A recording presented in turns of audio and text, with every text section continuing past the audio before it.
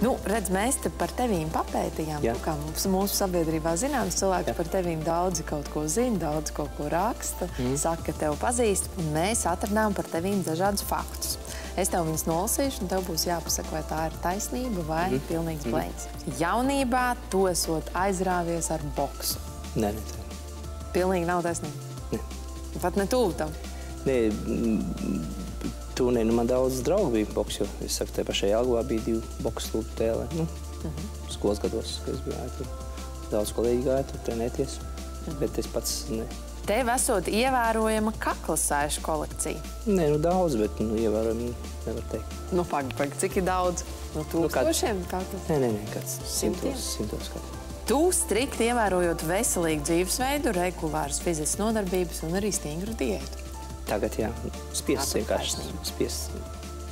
Jo man bija slimojumi, vienkārši es spiestu to darīt. Kas ir tā tava diēta? Daudz garšīgi neēst, teiksim.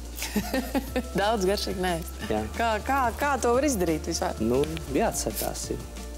Bet tu esi stingra rakstura cilvēks. Ja nolien, tad jādara, jā. Tiešām, vienmēr. Pārgadā fenoli, jā.